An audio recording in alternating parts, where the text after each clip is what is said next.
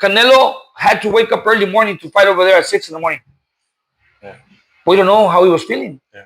I mean, the time in Saudi Arabia is different from our time. I was there for 2 weeks, and believe me, I never adapted to the time. There was times that it was already 1 p.m., and I was so tired that I wanted to sleep. I couldn't keep my eyes open. Yeah.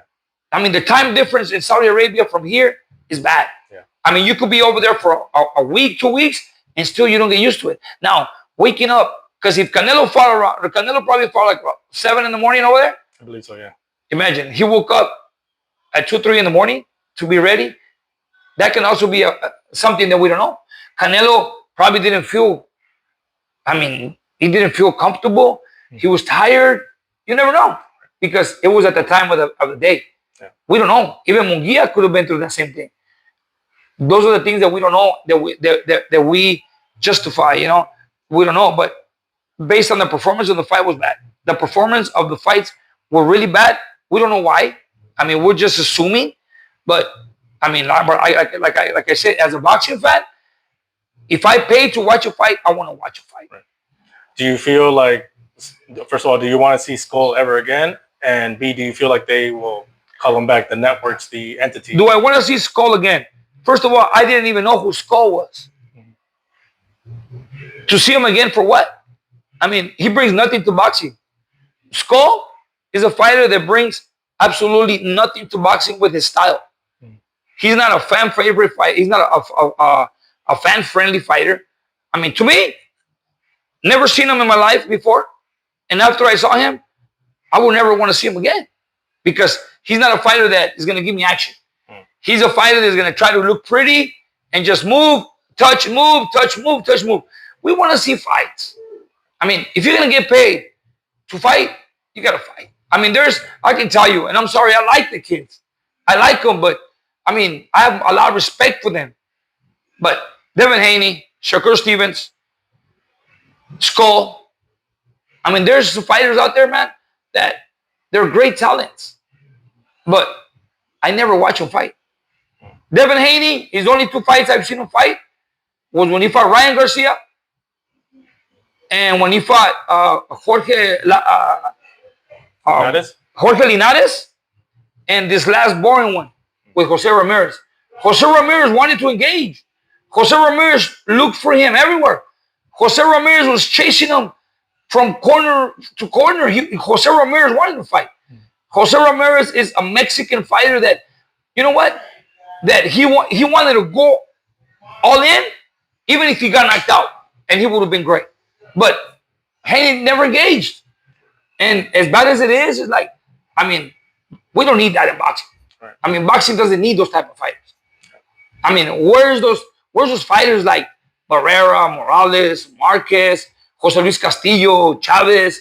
I mean, those fighters that will get in the ring like Arturo Gatti, Antonio Diaz, Mickey Ward, those type of fighters. I was watching Sugar Ray Leonard and Hagler a couple nights ago. I'm like, man, those were great fights. What happens to this era now? Now he's not boxing, he's not fighting anymore. Now it's about who I know and who's paying even more money.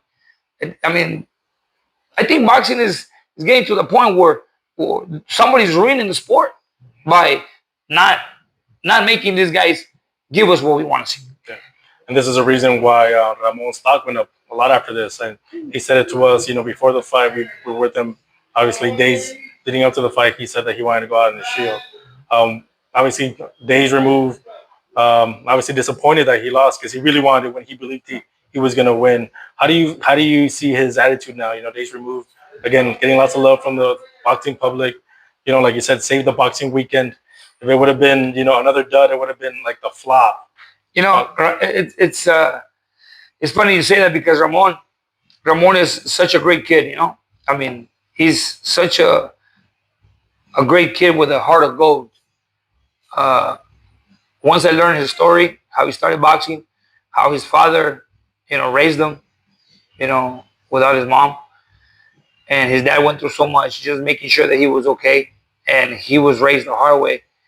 And he said, Coach, I don't recall if it was 12, 13, or 14 fights. I never got paid. I used to always tell my dad, hey, Dad, if you buy me a drink and some tacos, after every fight, he will get some tacos and a drink. He goes, and one of those fights, Coach, I got really happy because I told my dad, can I get some Nike shoes? And all he did was got paid with a pair of Nike shoes. And he keeps fighting. And you know what he says? He goes, Coach, I mean, I'm not going to make a lot of money, but whatever money I make, I'm going to invest it. Right after the fight, he was so grateful that he performed at his best. He went home and he goes, Coach, I'm going to buy a house. I said, I'm happy for you. He goes, Coach, but I'm still going to keep looking for it. I'm going to be a world champion. I'm going to keep fighting. He goes, I'll be back soon, and I'm going to go. And those are the kind of fighters that you want, that they're always hungry to perform at their best, to fight. They were natural born fighters, not actors. Nowadays, boxing is about acting and dancing and moving and don't touch me and here, and that doesn't go, man. I've seen fights where, I mean, honestly, it's so upsetting. I saw Shakur Stevens fight Dos Santos, I think, a Dominican fighter, and the punches they landed in 12 rounds was ridiculous. The jabs, and look how much money they're making. I don't even know why they're up there. Yes, they're undefeated, but they're not fighting. I mean, they're just touching and moving so that they won't get hit. They need to fight, man. Come on, at least earn your money. I see like these people are paying you good money. Earn your money. Give the fans a great fight. You know why? Because at the end of your career, when you're retired, nobody's ever going to talk about you. Nobody's ever going to talk about you because you were such a boring fighter. But if you give the people some great fights, they're going to talk about you. I mean, let's talk about fights that are going to be memorable. Tim Bradley, nobody liked Tim Bradley. In the beginning of his career, nobody liked Tim Bradley. But after he fought Ruslan Provodnikov, everybody talks about what a fucking heart that guy had, right? Yeah. But he fought. He fought his life out in that fight. And everybody remembers Tim Bradley because he lost years of his life in that fight, but he gave the people what they wanted to see. Yeah. I know after that fight, he got a lot of respect. A lot of respect. And then he beat Juan Manuel Marquez. A great strategy. But people talk about that fight, and they're going to talk about that fight for years. Let's go back to Jose Luis Castillo and Diego Corrales. I'm always going to talk about those fights. Those are great fights. Morales, Barrera, Chavez de la Hoya. Because those guys fought. I mean, those fights are going to be like, wow, those are great fights. Arturo Gatti, Mickey Ward, fight of the year. Round 9. You know what I mean? Yeah. Those are the type of things that you want to talk about. When you're talking boxing, let's talk boxing. Yeah. If we sit down and we gather together and we talk boxing, I'm going to talk Arturo Gatti, Mickey Ward, Jose Luis Castillo, Diego Corrales, Marco Antonio Barrera. I was there when he fought Morales at the Mandalay Bay. Those great fights. Yeah.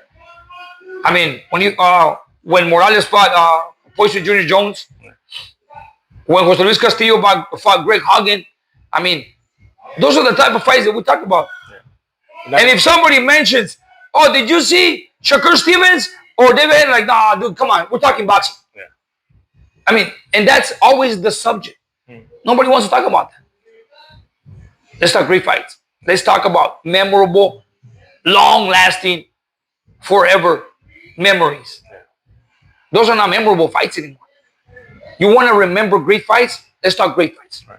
Not shows like that. Like that weekend, that's the last thing people want to talk about. Yeah. Because people were falling asleep. Yeah. But and that was one that had so many names, and people were hoping to get action, to get memories, and it's one of those. It's one of those days where people can just throw away and just delete. I mean, it's over. I mean, those things are over. I mean, they're happy. They're happy, and they can look at this interview and say, "Oh, that guy's stupid. He don't know shit." But yes, I'm a boxing coach. Yeah. I train fighters to fight, and yes, I want to be able to be remembered as a coach who trains fighters. They're gonna go give people a great show. Yeah. They're gonna be talking about. It don't matter if my fighters get beat. If my fighters get knocked out, but they give it their best. Yeah. They gave a memorable, great fight. It doesn't matter win, lose, or draw. In my team, we give it all. We perform at our best and we fight. Yeah. We're not gonna be dancing around the ring, holding, touching, moving, dancing. Don't touch me here. No, that doesn't go. That's not a fight. Yeah. But Ramon Cardenas is one of those fighters that you're gonna see come back, and he's gonna be better because this fight was a great experience for him, and I know he learned a lot from it.